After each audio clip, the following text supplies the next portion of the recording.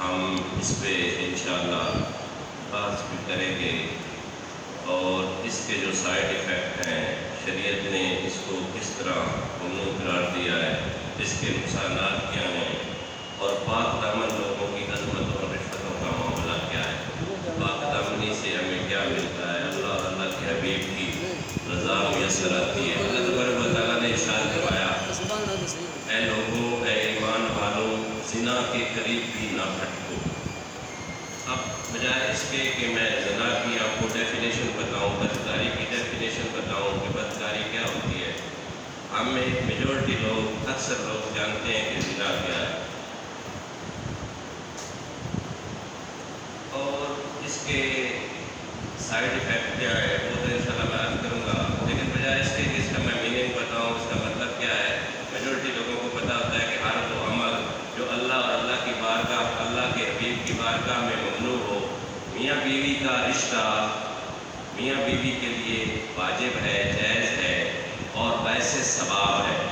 آپ نے جملوں کی طرف غور کرنا ہے، میاں بیوی والا معاملہ، جب میاں بیوی اپنے درمیان کو معاملات کرتے ہیں جن کا انحصار ان کی نکاح پہ ہوتا ہے، وہ باعث ثواب ہوتا ہے۔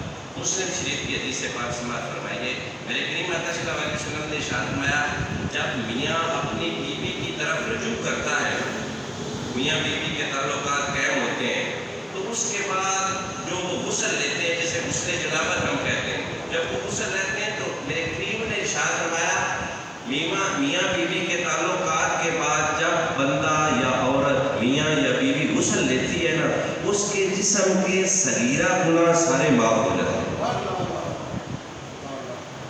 یہ جائز معاملات میں اتنا پیدا ہے۔ میں نے ایک اور روایت میں پڑھا کہ میاں بیوی جب غسل بلار کرتے ہیں، ہر غصے کے بدلے 3 نوافل کا ثواب ملتا ہے۔ اس میں ایک غصہ میاں اپنی بیوی کو کرتا ہے نا تو 3 نوافل کا ثواب ملتا ہے، اور غیر عورت کو جب کرتا ہے تو میرے کریم نے ارشاد فرمایا کہ جہنمی ازدہا، جہنمی سرے اس کے منہ کو کاٹتا ہے جو غیر عورت کی طرف یہ معاملہ کرتا ہے۔ یہ تو الگ بات ہے نا، میرا روی کا شکار ہو گئے، بگڑنا یہ معاملات بڑے خراب ہے۔ میرے کریم آقا صلی اللہ علیہ وسلم نے ارشاد فرمایا، اور حدیث سے توجہ سے آپ سماعت فرمائیں کہ میں بلا تمہید کو شروع کرنا چاہ رہا ہوں، میں چاہ رہا تھا کہ حقائق بھی آپ کو پیش کروں، آپ کو سناؤں اور پتہ چلے کہ یہ کتنی بڑی بیماری ہے، اور اس کو ہم جو ہمارا جو لائف سٹائل ہے، اس میں جو نوجوان نسل ہے وہ تو اپنے دوستوں سے شیئر کرتا ہے، میرے معاملات 4 ہو گئے، 5 ہو گئے، 6 ہو گئے، اس کو یہ پتہ نہیں روزے بیسر جن سے تم معاملات شیئر کرتا ہے نا وہی تیرے اوپر گواہ بولیں گے۔ عبادت انہوں نے یہ معاملہ ہمارے ساتھ بھی شیئر کیا تھا، اس نے کہا تھا کہ میں نے فلاں کے ساتھ اپنا تعلق بنایا۔ اب ایک سمجھنے والی بات ہے، میں فلاں تو ویراث کرتا چلوں، ہم جو بچے ہیں، نوجوان نسل ہے، اپنے والدین کے چھوٹے ہیں، ہم نے اپنی ساری زندگی میں جب ضرورت پڑی اپنے باپ سے مانگا یا نہیں؟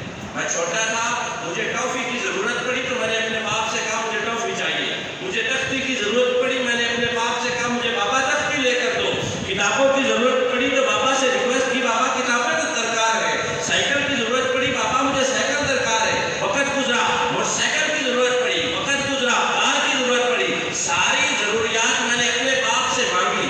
اب جب تجھے جو ضرورت پیدا ہو گئی ہے تو باپ کو کہہ دینا بابا میرے لیے بیوی بھی لاؤ۔ اس میں تو کوئی شرم کوئی ہے ہی نہیں، شرم والی بابا کی بات ہے ہی نہیں۔ شرمانا ان معاملات میں چاہیے جن میں شرم بنتا ہے، یہ تو جائز ڈیمانڈ ہے، یہ تو تیری ضرورت ہے، تو اب بجائے اس کے کہ اپنی جوانی جو ہے کٹروں کی زینت بنائے، بہتر یہی ہے کہ فرینکلی کہہ دے، ماما سے کہہ دے، اپنی ماں سے کہہ دے، امی جان میری شادی کروائے۔ یہ کیا کام ہے؟ نکاح و سنت تھی، نکاح تو میری سنت میں نکاح میری سنت ہے، اس میں تو ہیزیٹیشن کا معاملہ ہے ہی نہیں۔ میں حدیث پاک عرض کر رہا تھا، میرے کریم مشکاہ شریف کی حدیث پاک ابن ماجہ میں بھی ہے، میرے کریم آقا صلی اللہ علیہ وسلم نے ارشاد فرمایا کچھ کام ایسے ہیں جن کو جب بندہ کرتا ہے، جب اس کا مرتکب اس کا ارتکاب کرتا ہے، اس سے ایمان اٹھ جاتا ہے۔ تھوڑی سی توجہ فرمائیے، یہ آواز کی کوئی ٹینشن تو نہیں سمجھ آ رہی ہے نا؟ 3 کام ایسے ہیں، ایک روایت میں 5 ایسے ہیں جب بندہ وہ ایمان اس کے سینے سے نکل کر اس کے سر کے اوپر لٹکنا شروع کر دیتا ہے. یعنی جب وہ یہ کام کرتا ہے وہ اس وقت مومن نہیں ہوتا. پہلا جب وہ شرک کرتا ہے وہ مومن نہیں رہتا. جب شرک کرتا ہے وہ مومن نہیں رہتا. جب شراب پیتا ہے وہ مومن نہیں رہتا. اس سے اللہ جو ہے نا ٹاپک میں ہے ہمارا ختم نبوت، اور اس سے آگے جو ہے شراب کی نوش ٹاپک ہے.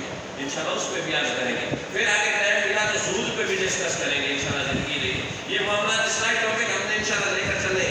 پہلی بات جب بندہ شرک کرتا ہے اس کا ایمان اس کے سینے سے نکل جاتا ہے. دوسری بات جب بندہ زنا کرتا ہے اس کا ایمان اس کے سینے سے نکل جاتا ہے. اس کا ایمان تھوڑا سا بولا کریں تاکہ مجھے پتہ چلے آپ سن رہے ہیں.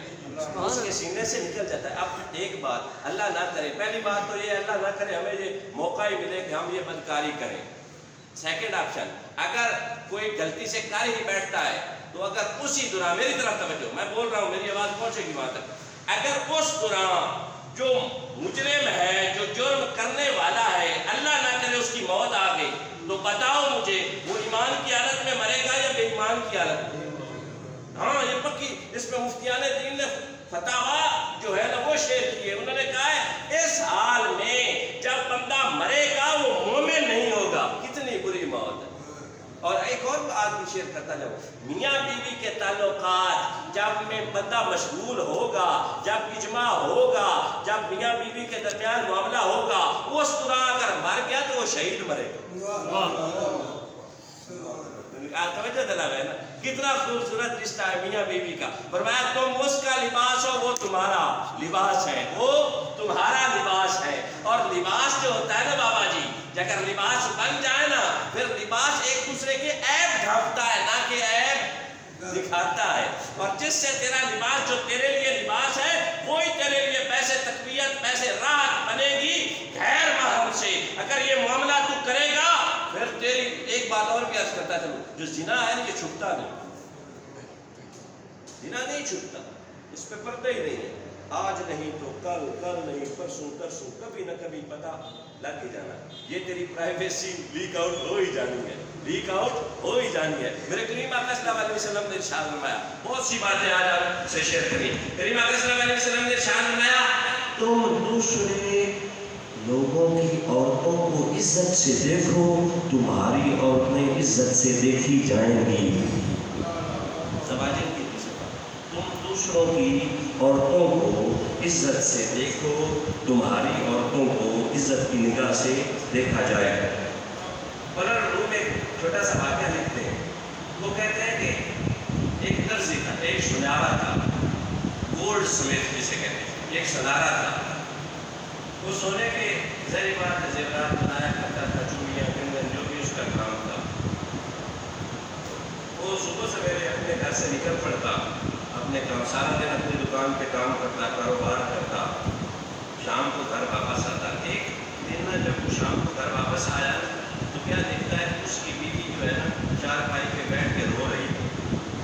اس نے کہا اے میری شریک حیات تجھ کو کیا بنا؟ وہ رو کر کہتی ہے کہ پچھلے 20 سال سے ہمارے گھر سے ایک ماشکی پانی بھرا کرتا تھا اور آج تک اس نے مجھے آنکھ اٹھا کر نہیں دیکھا تھا. پتہ نہیں آج اسے کیا ہو گیا، اس نے میرا بازو پکڑ لیا. آج اس نے میرا بازو پکڑ لیا، میں اس لیے رو رہی ہوں.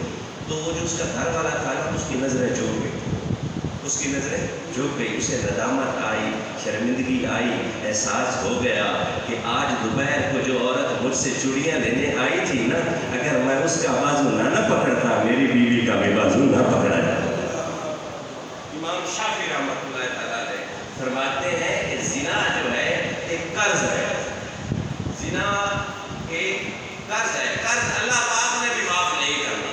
قرض ذرا دھیان سے، قرض اللہ پاک نے بھی معاف نہیں کرنا. میرا رب فرماتا ہے حقوق اللہ جو ہے وہ میں معاف کروں گا، پر حقوق العباد جو ہے وہ تمہیں اسی سے معاف کروانا پڑے گا جس کا تم نے لیا. ہماری روزمرہ زندگی میں شادیوں کی تقاریب میں ہم رشتہ داروں کو، دوستوں کو بلاتے ہیں. ہر آنے والا ولیمہ کی سرگرمی میں کچھ نہ کچھ پیسے ہمیں دے جاتا ہے. بابا جی نے مجھے 1000 روپیہ دیا تو میری بھی کوشش ہوگی کہ کم از کم 1000 تو ضرور دو، اگر 2000 نہیں دیتا تو یہ کیا ہوتا ہے؟ اسے نیودرا پنجابی میں کہتے ہیں، نیودرا ڈالنا۔ آپ بات کو سمجھے، آج اگر میرا کوئی بھائی نوجوان کسی کے ہاں نیودرا ڈالے گا نا، نیودرا ڈالے گا نا، یہ ممکن ہی نہیں کہ اس کو ری پے نہ کیا جائے۔ ایک نا ہماری سائنس میں نا کچھ نا حرکت کے قوانین ہیں جس کو نیوٹن نے ڈسکرائب کیا تھا، اس کا ایک سیکنڈ لا آف موشن ہے، اب پڑھے لکھے آپ بیٹھے، اس میں یہ کہتا ہے کہ ہر عمل کا ایک رد عمل ہوتا ہے، ہر عمل کا ایک رد عمل ہے۔ بابا جی سمجھے گا، میں دیوار پہ گیند پھینکتا ہوں نا تو دیوار اس گیند کو واپس اچھالے گی، واپس پھینکے گی۔ میں کسی پہ پتھر ماروں گا نا، میں کسی پہ پتھر، سمجھے بات، ماروں گا نا تو پتھر میری طرف بھی آئے گا، میں کسی کو گالی دوں گا، گالی میری طرف بھی آئے گی۔ اگر میں کسی کی بہن، بیٹی اور ماں کے ساتھ بدکاری کروں گا نا تو پھر یہ بڑی مشکل ہے کہ میں اپنی ماں، بہن، بیٹی کو بدکاری سے بتا سکوں۔ ایک روایت میں نا مفسرین نے کہا ہے کہ ایک بندہ جو زنا کرتا ہے اور وہ یہ کوشش کرتا ہے کہ میں اپنی عزتوں کو محفوظ کر لوں گا، وہ اپنے گھر کے گرد و نواح میں لوہے کی دیواریں بنائے اور ان کی بلندی اتنی ہو کہ زمین سے لے کر آسمان تک، اتنی اونچی دیواریں۔ لیکن اگر اس نے یہ عمل کیا ہے، کسی کی بہن، بیٹی کو نوچا ہے، اس کی عزت تار کی ہے، تو پھر یہ ممکن ہی نہیں کہ اتنی بڑی ساروں میں، اتنی بڑی دیواروں میں وہ اپنی عزت محفوظ کر پائے، اس کی عزت محفوظ نہیں رہے۔ قرآن پاک میں آتا ہے جو خبیث عورتیں ہیں نا ان کے لیے خبیث مارتے ہیں، جو زانی عورتیں ہیں نا ان کے لیے زانی مارتے ہیں۔ اب قرآن کا یہ فیصلہ ہے یا نہیں؟ ہم پرابلم یہ ہے، ہمارے یہاں مسئلہ یہ ہے، ہم اللہ کو بڑا مانتے ہیں اور اللہ کی ایک بھی نہیں مانتے سوائے اپنے مطلب کی چیزوں کے۔ ہم سلیکٹڈ مومن ہیں۔ سلیکٹڈ مومن وہ ہوتا ہے جو بغیر بلا چون و چرا اللہ کے سامنے سر تسلیم خم ہو جائے، ساریاں مان لے۔ لیکن ہمارے یہاں ٹرینڈ یا خود دیکھ لیتا، میں فکر دے رہا ہوں، ہم اللہ کو بڑا مانتے ہیں، اللہ ایک ہے، اللہ ایک ہے، پر اللہ کے بتائے ہوئے طریقوں کے مطابق زندگی نہیں گزارتے۔ It means that you can say yourself that you are a partial Muslim۔ تو جزوی مسلمان ہے، کامل مسلمان تو تب ہوگا نا تیرا اٹھنا بھی، تیرا بیٹھنا بھی، تیرا جگنا بھی، تیرا سونا بھی، تیرا چلنا بھی، تیرا پھرنا بھی، تیرا کلام کرنا بھی، تیرا کسی سے ملنا بھی اسلام کے عین مطابق ہو۔ اگر اسلام کو تو پارشلی مانتا ہے، تھوڑا مان لیا، تھوڑا چھوڑ دیا، تھوڑا مان لیا، تھوڑا چھوڑ دیا، that will be not a pure Muslimship۔ تو یہ پکا مسلمان ہونے کی نشانی تو نہیں ہے۔ میرے کریم آقا صلی اللہ علیہ وسلم نے رحمت للعالمین آقا نے ارشاد فرمایا، کریم آقا کی بارگاہ میں ایک نوجوان آیا، آقا عرض کرتا ہے، یا رسول اللہ صلی اللہ علیہ وسلم، ایک اجازت لینے آیا ہوں۔ کیا لینے آیا ہوں؟ اجازت لینے آیا ہوں۔ میرے کریم آقا صلی اللہ علیہ وسلم نے ارشاد فرمایا، کس چیز کی اجازت لینا چاہتے ہو؟ عرض کی، حضور مجھے زنا کی اجازت دے دیں، مجھے بدکاری کی اجازت دے دیں۔ نبی کریم صلی اللہ علیہ وسلم نے ارشاد فرمایا، بیٹھ جاؤ۔ وہ چند گھڑیاں بیٹھا رہا۔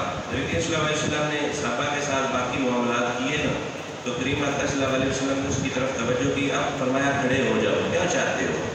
اس نے کہا، میں زنا کی اجازت لینے آیا ہوں، میں بدکاری کی اجازت لینے آیا ہوں۔ میرے کریم آقا صلی اللہ علیہ وسلم نے ارشاد فرمایا، حضرت عمر فاروق رضی اللہ تعالیٰ عنہ کہتے ہیں کہ جب پہلی دفعہ اس نے یہ بات کی تھی نا، میرے کریم آقا صلی اللہ علیہ وسلم کے چہرہ انور میں جلال آ گیا۔ تھوڑی دیر بعد آیا، نبی کریم صلی اللہ علیہ وسلم نے دوسری بات پوچھا، کیا چاہتے ہیں؟ تو عرض کرتا ہے، حضور میں زنا کی اجازت چاہتا ہوں۔ میرے کریم آقا صلی اللہ علیہ وسلم نے ارشاد فرمایا، کیا یہ تو چاہتا ہے کہ تیری ماں، بہن، بیٹی، تیری پھپھو، تیری خالہ، تیری ریلیٹیو میں سے کوئی ان کے ساتھ زنا کرے؟ جب یہ بات کی نا تو اس کا جو چہرہ ہے سرخ ہو گیا۔ بات سمجھ نہیں گیا اور دھیان سے، وہ سائل جو ہے نا وہ اجازت مانگتا تھا، کس کی؟ بدکاری کی، پتہ نہیں ہمیں کس نے دے دی ہے۔ آج دیکھ لیں نوجوان जवानियाँ ज़ाया कर रहे हैं। और फिर जब शादी का वक्त आता है तो फिर जब बाप कहता है कि बेटा वक्त हो गया तेरी शादी कर ले, तो बेटा कहता है अभी जल्दी क्या, अभी जल्दी ही क्या। ये बातें ज़रूरी नहीं है, ये इस्लाम का हिस्सा है, ये शरीयत का हिस्सा है, हमें इनके बारे में जानना चाहिए। और ये मिंबर से ही चली है और मिंबर पे ही होती रहेंगे। आज की मुझे इजाज़त चाहिए। करीम अलैहिस्सलाम के साथ में क्या तू चाहता है, क्या ये तू बर्दाश्त करता है तेरी माँ बहन बेटी के साथ कोई जिना करे? जेरा सर्क हो गया आज की यासूल, मैं हरगिज़ नहीं चाहता कि मेरी माँ बहन बेटी के साथ कोई जिना करे। तो आपने फरमाया जिसकी इजाज़त तू मुझसे मांग रहा है वो भी तो किसी की माँ है ना, वो भी तो किसी की बेटी है ना, वो भी तो किसी की बहन है ना। तू अगर ये नहीं चाहता कि तेरी माँ बहन बेटी के साथ जिना ना हो तो फिर तू दूसरों के साथ क्यों करता है?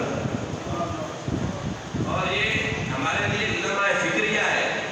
अगर हाथ को याद पड़े गैरत मानता है ना सोसाइटी में, हम बड़ा सर उठा के चलते हैं, बड़े कपड़े शपड़े सारा उठना बैठना बड़ा हमारा मौसम होता है। और गैरतमंद बंदा वो होता है जिसके दिल में अपनी इज्जत की गैरत हो। इज्जतदार बंदे के इज्जत इसलिए मिलती है क्योंकि वो गैरतमंद बंदा है होता है। और एक हदीस पाक सुन ले, मेरे पाक नबी ने इरशाद किया कि गैरत बंदा पक्का मोमिन भी नहीं होता, बेगैरत बंदा पक्का मोमिन नहीं होता, गयूर बंदा पक्का मोमिन होता है। और हर गैरतमंद बंदा ये बर्दाश्त नहीं कर सकता। नौजवान एक बड़ा तो चाहता ही नहीं है, एक नौजवान को चाहिए कि अगर तू चाहता है तेरी बहन पर्दे में रहे, तेरी बहन की इज्जत महफूज रहे, फिर दूसरों की बहनों की तकरीम तू कर।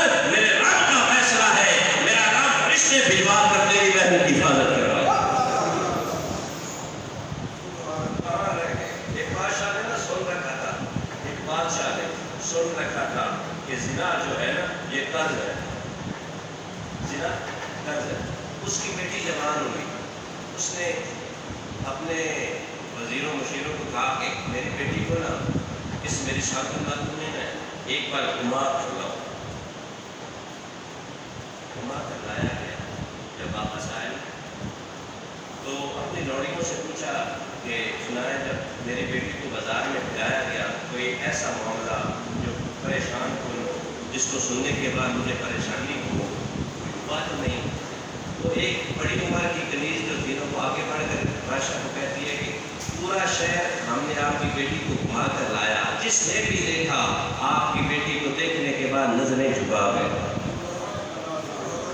जब हम शहर के नुक्कड़ पे पहुंचे ना, एक धोबी एक धोबी था या एक डरदिया था, शेफर्ड था, चला था, वो आगे बढ़ा और उसने तेरी बेटी के मुंह पे गुस्सा दे दिया।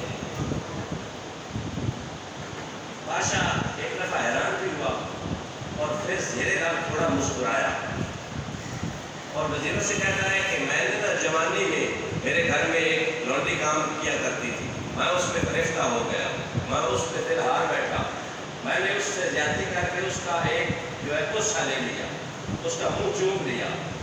अल्लाह की इज्जत की कसम ये मेरा वही कर्ज था जो आज अदा हुआ।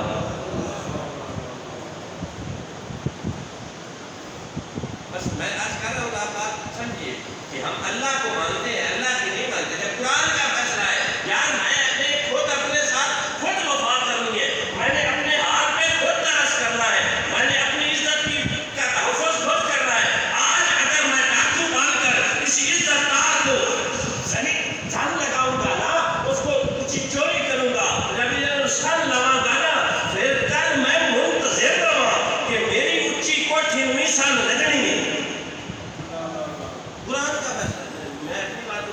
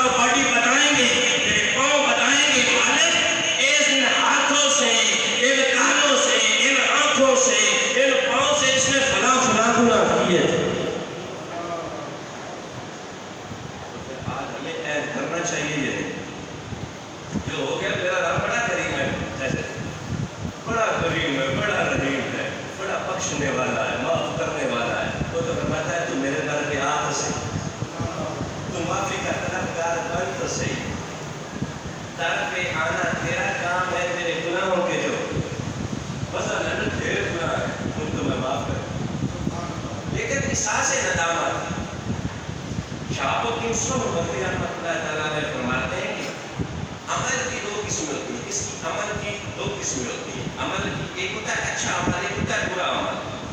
کون کون سا؟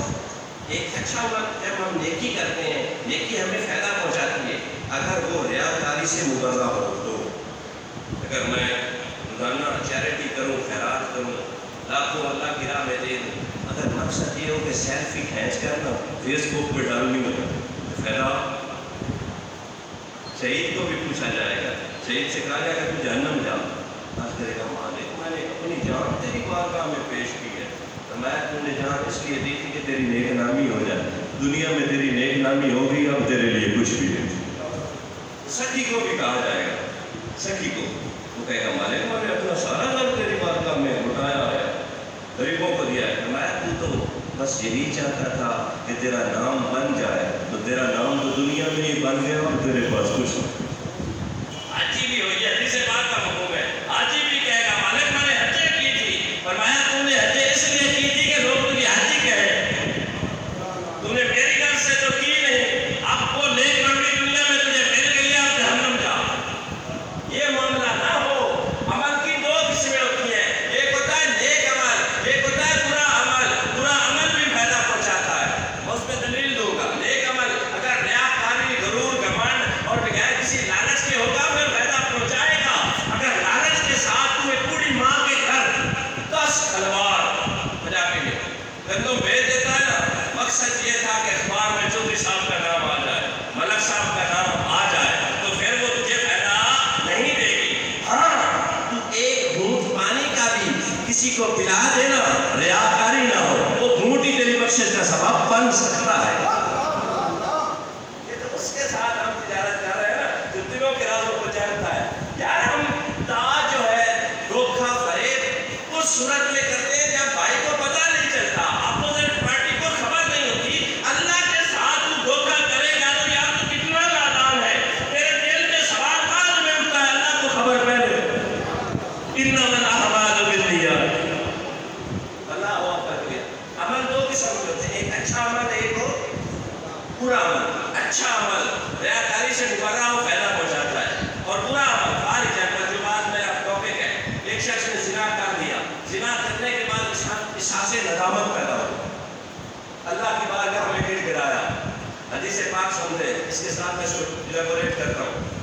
کام کیا تو دیکھیے نا، ایک عورت آ گئی نبی کریم صلی اللہ علیہ وسلم کے پاس، آ کے عرض کرتی ہے یا رسول اللہ صلی اللہ علیہ وسلم مجھ سے گناہ سرزد ہو گیا ہے اور مجھے پاک کریں.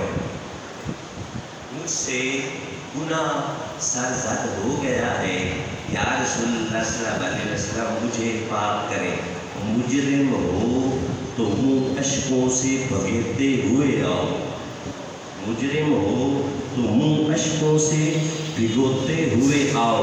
آؤ آؤ درے توبہ پہ روتے ہوئے آؤ.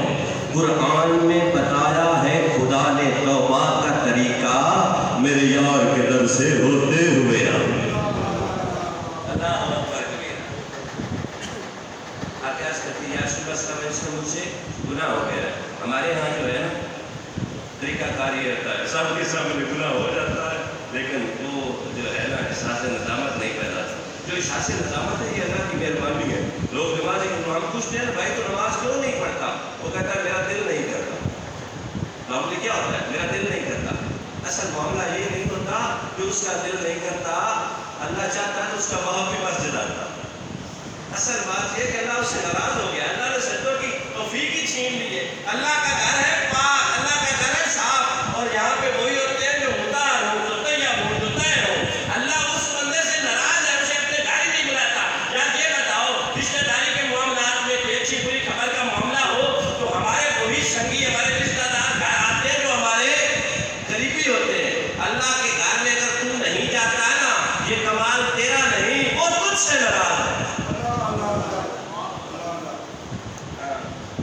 ہم نماز نہیں کرتے، تیری کیا ضرورت ہے تو نماز نہ پڑھ. پر یہ سوچ، اپنا محاسبہ کر، اپنے گریبان میں جان کہ تو نے کوئی ایسا عمل تو نہیں کر دیا جس کی وجہ سے وہ قریب رب سے ناراض ہو. ستر محبت سے زیادہ پیار کرنے والا رب تجھ سے ناراض ہو گیا. اور رب کی ناراضگی میں جو موت آتی ہے نا، وہ بڑی مشکل موت آتی ہے، بڑی مشکل سے سانس نکلتا ہے. وہ عورت آئی رسول اللہ صلی اللہ علیہ وسلم مجھے پاک کرے. آپ نے فرمایا تم نے کیا کیا؟ وہ عرض کرتی یا رسول اللہ صلی اللہ علیہ وسلم مجھ سے بدکاری ہو گئی, مجھ سے زنا ہو گئے. میں عرض کرتا چلوں زنا کی 2 سزائیں ہیں نارملی جو شریعت نے ڈسکس کی تھی. پہلا, اگر شادی شدہ مرد عورت ہو وہ زنا کا ارتکاب کرے, بدکاری کرے, تو ان کے لیے شریعت یہ سزا دیتی ہے کہ انہیں سنسار کرو جب تک وہ باہر نہیں جاتا. آپ بڑے بڑے بزرگ بھی بیٹھے ہیں, میری بھی ایج ہے, سارے پاپا جی بھی بیٹھے ہیں. کسی نے اپنی حیاتی میں کسی شخص کو سنسار ہوتے ہوئے دیکھا ہے؟ میں سوال کر رہا ہوں, سنسار ہوتے ہوئے کسی نے دیکھا ہے؟ یہ ملک کس کا ہے؟ مشکل سوال ہے. یہ ملک کس کا ہے؟ یہ ملک کس کا ہے؟ مسلمانوں کا. رہتے کون ہیں؟ مسلمان. بنا کس کے نام سے؟ اسلام کے نام. تو پھر اسلام کے قوانین تو نافذ ہیں. معاشرے میں انصاف, اعتدال, میانہ روی, برابری, مساوات تب آتی ہے جب انصاف کا پلہ سب سے بھاری ہے. جب حکمران سے بھی پوچھا جائے کہ جو چادریں مال غنیمت میں ہمیں ملی تھی ان سے تو ہمارا قمیض بنا نہیں, تو نے کیسے بنا لی؟ اشارہ میں نے کیا جب یہ معاملہ آ جائے نا عدل ملے. عمر فاروق نے رضی اللہ عنہ نے فرمایا تھا کہ ایک چوپایا مر جائے دریائے فرات کے کنارے, مجھ سے پوچھا جائے گا کہ تو حکمران تھا, you are the governor of sector, یہ مر کیوں گیا؟ اسلام, ہم جو مسلمان ہیں نا, یہ دعوت فکر ہے, ہم مسلمان ترقی تب کریں گے جب ہم ماضی کو یاد رکھیں گے. باقی جو اقوام ہیں نا, نیشن آف ہول ورلڈ, جو باقی ساری قومیں ہیں نا, وہ ترقی کرتی ہیں آگے بڑھنے سے. ہم ترقی کریں گے ہم ماضی کو یاد رکھنے سے. ہمارا ماضی 1438 سال پہلے بن چکا ہے. اسلام مکمل ضابطہ حیات بن کر آ چکا ہے. میرے پاک نبی نے دین مکمل کر کے بتا دیا ہے. اس دین کے مطابق, قرآن سنت کے مطابق زندگی گزارو گے تو تم کامیاب ہوگے. جتنا ہم قرآن اور سنت کو پسے پشت ڈالیں گے, چاہے ہم دوڑتے جائیں, ترقی نہیں ہے. اسلام جب لاگو ہوتا ہے نا, اسلام قدریں لے کر آتا ہے. ماں کو قدر معافی ملی یا نہیں, بیٹی کو قدر معافی ملی یا نہیں, بزرگ کو قدر معافی ملی یا نہیں, کس نے دلا؟ اسلام نے. اب اسی اسلام کو ہم پسے پشت ڈال کر, یقین میں نے ایک اور سوال کروں تو جواب جو ہے نیگیٹو میں آئے گا, منفی میں آئے گا. ہم نے کبھی کسی چور کا ہاتھ نہیں کاٹا. 3 ریلیکسیشن آپ کو سعودیہ بھی دیتا ہے, 3 ریلیکسیشن, معاملہ ہی کوئی نہیں ہے. یہاں پہ ہماری عدالتیں جو اسلام سے مقررہ ہیں, وہ تو تحفظ ناموس رسالت کی بات آ جائے تو وہ کہتے ہیں اس کی ضرورت ہی. مسلمانوں کے یہاں ضرورت نہیں تو کہاں آئے گی؟ جب اسلام ہر ڈپارٹمنٹ آف لائف میں پریویل کر جائے گا, چھا جائے گا, پھر حقوق ہر ایک کو ملیں گے, رشوت دینے کی ضرورت نہیں پڑے گی. پاپا جی کا بیٹا میرٹ پہ آ رہا ہے تو سی ایس پی آفیسر پاپا جی کا ہی بیٹا بنے گا. میں امیر ہوں, بھائی جان امیر ہے, ان کا بیٹا میرٹ پہ نہیں آتا تو پیسوں کی سیڑھی نہیں رکھنے پڑے گی, میرٹ پہ جائے گا. اسلام حق دلاتا ہے, اسلام حقوق دلاتا ہے, اسلام عظمتیں دیتا ہے, اسلام نام دیتا ہے, پر اسے جو حقدار ہو. آگے عورت آئی, آگے کہتی ہے یا رسول اللہ صلی اللہ علیہ وسلم مجھ سے زنا ہو گیا ہے, شادی شدہ عورت تھی. میں آج یہ کہہ رہا تھا, شادی شدہ مرد اور عورت زنا کریں گے, انہیں سنسار کیا جائے گا جب تک وہ مر نہیں جاتے. قرآن کا فیصلہ ہے کہ ان پر ترس نہ کھاؤ. رب سب ماؤں سے زیادہ پیار کرتا ہے, رب کہتا ہے ان پہ ترس نہ کھاؤ. ہمارے میں نے LLB بھی کیا ہوا ہے, مجھے وہ بھی تھوڑا سا نالج ہے. ہماری کورس میں ہمارا جو آرٹیکل ہے اس میں زنا کی اتنی سخت سزا ہے ہی نہیں. زنا کی کوئی سخت سزا نہیں, بشرطے کہ عورت نہ بول پڑے, بشرطے کہ اپوزٹ جو کمپینین ہے نا آپ کا وہ نہ بول پڑے, ادروائز کوئی سزا نہیں. ادھر اسلام یہ کہتا ہے یہ معاملہ اس پہ حد تب لگے گی مرد اور عورت پر جب 4 گواہ ہوں گے. کتنے گواہ ہوں گے؟ 4 گواہ. شادی شدہ عورت مرد ہے, انہیں سنسار کیا جائے گا until their death, ان کی موت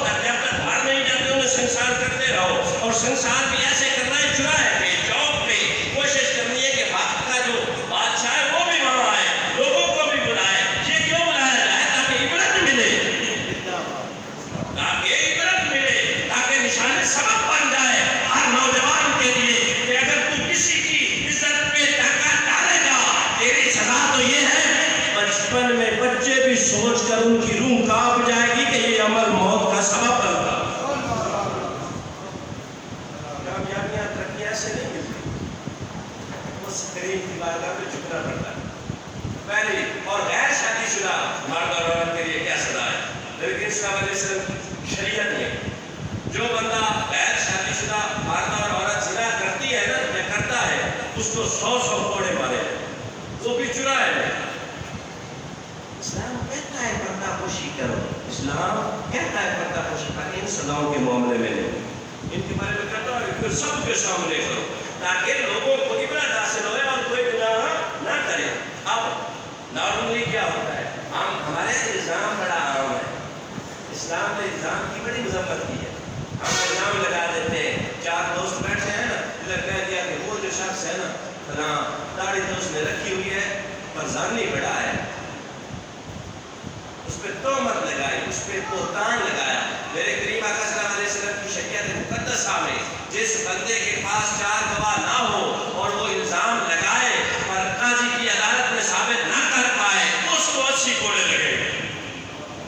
لیکن آپ کو سمجھ نہیں، میں الزام لگاتا ہوں زید اور بکر پہ، الزام لگاتا ہوں، اب میرے اوپر لازم تھا کہ میں اس کو پروف کروں، 4 گواہ لاؤں، اور گواہ بھی پہلا کون ہو جو موقع پہ دیکھنے والا ہو، دوسرا گواہ وہ ہو جس نے پوری ایمانداری اور عقل کے ساتھ دیکھا ہو، تیسرا گواہ وہ ہو جو فاسق اور فاجر نہ ہو، چوتھا گواہ وہ ہو جس کا عقل توازن درست ہو، اور 5واں گواہ وہ ہو جس نے پہلے سے لے کر آخر تک پورا واقعہ دیکھا جس سے ذرا سرزد ہو رہا تھا، مطلب یہ تھا کہ سوئی میں دھاگا ڈل چکا تھا، ایسے ذرا ہوگا، ایسے معاملات ہوں گے تب اس پہ حد لگے گی۔ بات کی سمجھ آ گئی؟ سبحان اللہ، یہ معاملات ہوں گے تب حد لگے گی۔ اب دیکھنے والا معاملہ یہ ہے کہ ایک بندہ بے گناہ ثابت ہو گیا پر جس نے الزام لگایا، عزتیں بڑی نایاب ہوتی ہیں، عزتیں بڑی نایاب ہوتی ہیں، بڑی مشکل سے ملتی ہیں، بڑے محنت کے بعد ملتی ہیں۔ ایک بندے کی وجہ سے اس کی ماں بہن بیٹی کی عزت بگڑ جائے تو اس کا کیا حاصل ہوگا؟ حد سے بدنام برا کہا جاتا ہے، لیکن اسلام نے فرمایا جو الزام لگائے گا نہ تجھ پہ، جو الزام لگائے گا پھر اسلام اس کو بھی عینی ہتھ کنڈوں سے نپٹے گا اور اس کو 80 کوڑے، زانی کو 100، الزام لگانے والے کو 20 دفعہ کے پتہ چلا عزتیں بڑی قیمتی ہے۔ اللہ اکبر ہو گیا، اس کا آپ کو سمجھ آ گئی یہ معاملہ۔ آگے چلیں، اور آگے آج کر کے یا رسول اللہ صلی اللہ علیہ وسلم مجھے بات کرے، مجھے کریم آقا صلی اللہ علیہ وسلم نے ارشاد فرمایا تیرے پاس ثبوت ہے؟ آپ بات دھیان سے سن ہی نہیں رہے۔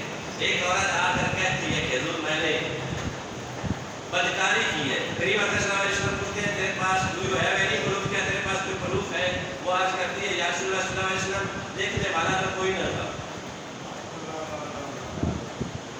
دیکھنے والا شہاب الدین سہروردی رحمۃ اللہ تعالیٰ علیہ، ان کے شاگرد تھے، ان کے پاس ایک اور ان کا مرید، یہ خود ایک پیر کے مرید ہوئے، تو چند دنوں کے بعد جو ہے نا یہ پیر کے بڑے قریب ہو گئے، تو جو باقی تھے نا درویش وہ ان سے حسد کرنے لگے اور کہتے ہیں کہ حضور ہم 20 سال آپ کی خدمت میں رہے ہیں، شہاب الدین سہروردی چند لوگوں کے لیے آیا ہے، 20 دنوں کے بعد آپ سے مسجد کے پاس بٹھاتے ہیں، اس سے پیار کرتے ہیں، اسے مقام دیا ہے، ہم نے کیا کمی کی؟ فرمایا آج بتا دیتا ہوں تم میں کمی کیا تھی۔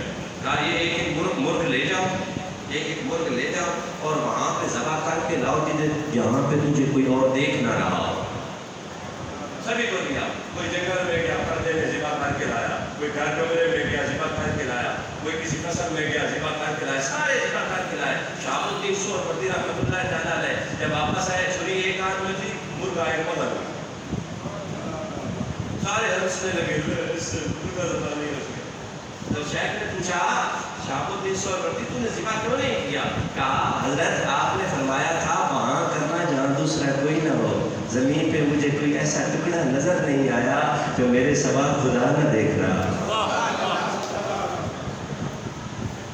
یہ ہے مشیت الہی۔ ہم جب گناہ کرتے ہیں ہم اس بات کو مانتے ہیں یا نہیں؟ رب دیکھتا ہے، مانتے ہیں یا نہیں؟ ایمان ہے یا نہیں؟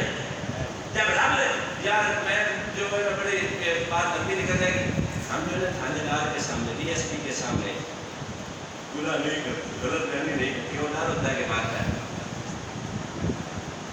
اللہ ایک تھانے دار سے بھی کام سمجھ بات ہے، اس کے دیکھتے ہوئے ہم اونچا بھی نہیں بولے، ساتھ ساتھ بولنا چاہیے کا اعتراض نہ ہو جائے. اور رب جو دیکھتا ہے تیرے ہر اٹھنا بیٹھنا چلنا پھرنے ہر عمل سے رب واقف ہے. اور تو ڈرتا ہی نہیں. ہم ڈرتے ہی نہیں رہتے. ہمیں خبر ہی نہیں کہ ہم نے کب مر جانا ہے. ہمیں اس بات پہ ہم اگر مانے نا صحیح معنوں میں یقین والے اتنے پکے سچے کھڑے اور کندن مسلمان ہم بنے نا جس کا کوئی مثل کائنات میں انسان ہو ہی نہیں سکتا. ہم تو رب کو مانتے ہیں, رب کے نہیں. عورت نے کہا یا رسول اللہ صلی اللہ علیہ وسلم میرے شکم میں ناجائز اولاد ہے تو یہی میرے لیے ثبوت ہے. میرے کریم آقا صلی اللہ علیہ وسلم بخشوانے والے مہربان آقا کریم آقا رؤوف الرحیم آقا نے ارشاد فرمایا جرم تو نے کیا ہے جو تیری کوکھ میں پل رہا ہے وہ تو مجرم نہیں. وہ تو مجرم نہیں. جا تو اس کو جنم دے, جنم دینے کے بعد آنا, پھر تیری سزا کا فیصلہ کریں گے. تیرے قدموں میں آنا میرا کام تھا, میری بگڑی بنانا تیرا کام ہے. در در کی ٹھوکریں کھانا میرا کام تھا, سینے سے لگانا تیرا کام. 2 سال کے بعد وہ عورت آتی ہے, بچہ جو ہے گود میں اٹھایا ہوا ہے, یا پیدائش کے بعد آتی ہے, آ کے عرض کرتی ہے یا رسول اللہ صلی اللہ علیہ وسلم بچے کی ولادت ہو گئی, بچہ پیدا ہو گیا ہے, اب میرے لیے کیا حکم ہے؟ رحمت للعالمین فرمایا اب اس کو دودھ پلا, اب اس کی پرورش کر, اب اس کی تربیت کر. اب تھوڑا سا بڑا ہو جائے گا نا, جب کھانے پینے کے قابل ہو جائے گا نا, تب آنا تیری سزا کا فیصلہ کرے گا. سب سے جلدی دعا جو ہے نا مظلوم کی قبول ہوتی. جب مظلوم پہ ظلم کیا جاتا ہے یقین مانے بڑے جلدی ماں باپ کی دعا جلدی قبول ہوتی ہے, مظلوم کی, مسافر کی, شہید کی. چند ایک جو لوگ ہیں نا یقین مانے زندگی میں سب کچھ کر لینا, اللہ معاف کرنے پر کسی پہ ظلم نہ کرے. ظلم کی جو گرفت بڑی جلدی ہوتی ہے. کچھ عرصے کے بعد حاضر خدمت ہوئی, جب آئی نا تو اس کا بیٹا اس کی گود میں تھا, پر روٹی کا ایک ٹکڑا دانتوں سے چبا رہا ہے. ہاتھ جوڑ کے عرض کرتی ہے یا رسول اللہ صلی اللہ علیہ وسلم آپ کے حکم کے مطابق یہ لمحات زندگی کے گزارے نا, پر مجھے راتوں کو نیند نہ آتی. میری عبادت اور ریاضت میں نا سکون نہیں تھا. میں تو اوپر سر اٹھا کے دیکھتے ہوئے بھی شرماتی. میرا رب مجھ سے ناراض ہے, میرا رب مجھ سے دور چکا ہے. میں اللہ کے گھر کا طواف کرنے بھی نہیں جایا کرتی تھی. یہ سوچتی تھی کہ میں گناہگار ہوں, میں شاکار ہوں, کس منہ سے رب کے گھر کا طواف کروں گی. یا رسول اللہ صلی اللہ علیہ وسلم یہ احساس ندامت مجھے جینے نہیں دیتی. یا رسول اللہ صلی اللہ علیہ وسلم میرا فیصلہ کر دیں تاکہ میں بھی پاک ہو جاؤں. اللہ اکبر کبیرہ. نبی کریم صلی اللہ علیہ وسلم حکم دیا, صحابیات کو بلایا گیا. ایک بچہ اٹھا کر میرے کریم آقا صلی اللہ علیہ وسلم نے ایک صحابی کو دیا اور فرمایا اس کی تربیت اپنے بیٹوں سے بھی بڑھ کے کرو. ہمارا اللہ نہ کرے ہمارے بھتیجے یتیم ہو جائیں نا تو ہم خیر بڑی کراتے کرتے, پر جو موسٹ ڈیزرونگ ہے, جو حقدار ہے, ان کی طرف جو ہے نا ہمارا پلڑا تھوڑا اولا ہی رہتا ہے, ہلکا ہی رہتا ہے. یقین مانے. اس لیے فرمایا کہ اگر رشتہ داروں میں جو غریب ہے نا سب سے پہلے تو اس کی خدمت کرے, اس کا زیادہ فائدہ ملے گا, اس سے رب زیادہ راضی ہوگا. بچے کو اٹھا لیا گیا, صحابی کے ذمہ لگا دیا کہ اس کی تربیت تو کرے گا. اب اس عورت کو لے جایا گیا, پتھر مارے گئے. راوی کہتا ہے جب اس عورت کو پتھر لگ رہے تھے تو میرے کریم آقا صلی اللہ علیہ وسلم کی چشمانے کرم سے برس رہے. سرکار بنا لطف و عطا کون کرے گا, امت لئی رو رو کے دعا. میرے کریم آقا صلی اللہ علیہ وسلم کو بارگاہ میں عرض کیا گیا یا رسول اللہ صلی اللہ علیہ وسلم اس کا وصال ہو گیا, وہ مر گئی. آپ نے صحابیات کو حکم دیا کہ اس کو نہلاؤ, اس کو دھلاؤ اور اس کو کفن پہنا کے نا جب تیار کر لینا نا مجھے پیغام دینا, میں اس کا جنازہ خود پڑھاؤں.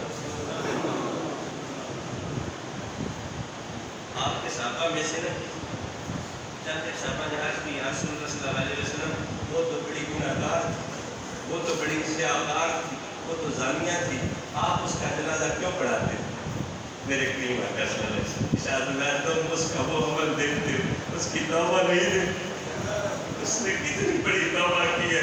سننے سوال کرنے والے، اگر اس کی توبہ قیامت تک آنے والے گناہگاروں میں بھی بانٹی جائے تو اس عورت کی توبہ ان سب کے لیے کافی ہوگا۔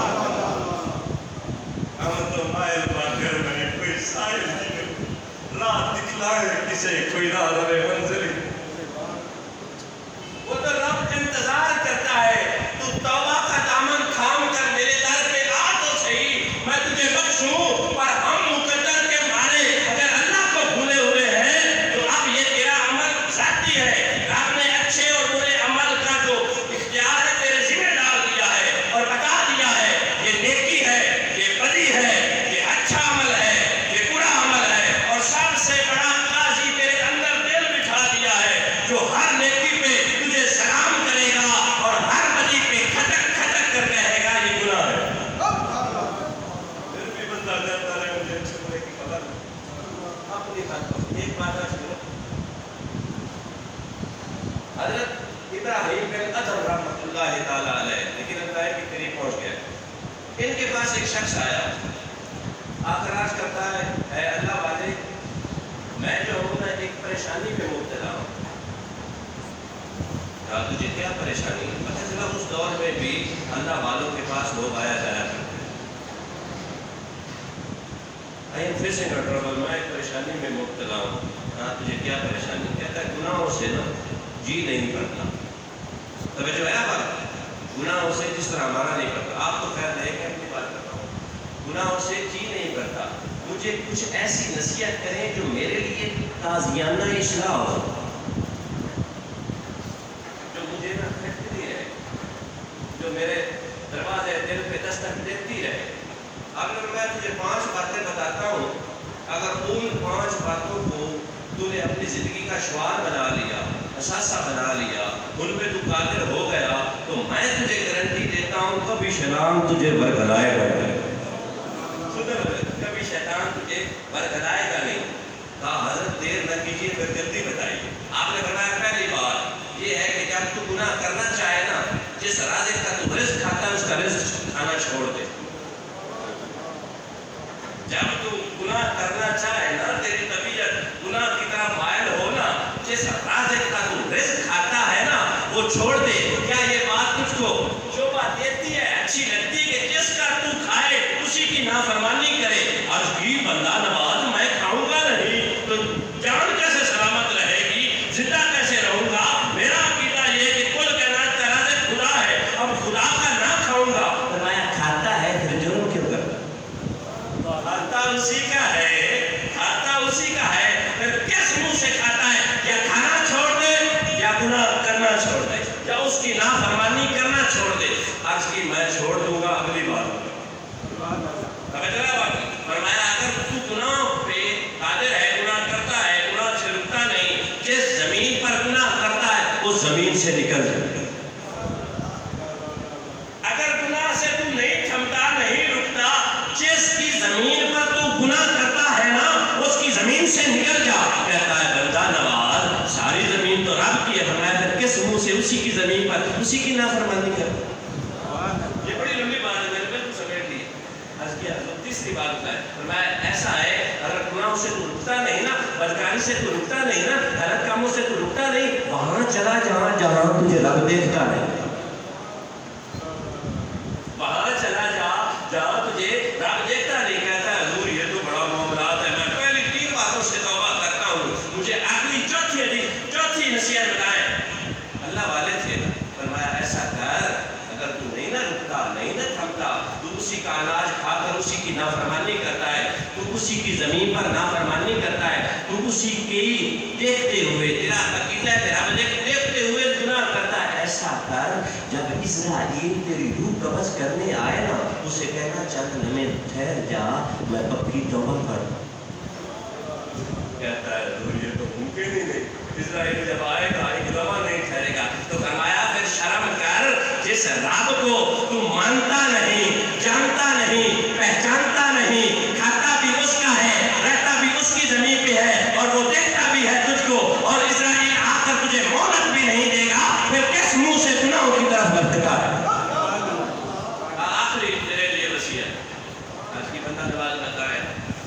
فرمایا ایسا کرنا جب روز محشر جہنم میں تجھے فرشتے جہنم کے دروں پہ کھینچ کر لے جا رہے ہوں گے نا، اس وقت ان سے دامن چھڑا کے بھاگ جانا، دامن چھڑا کے بھاگ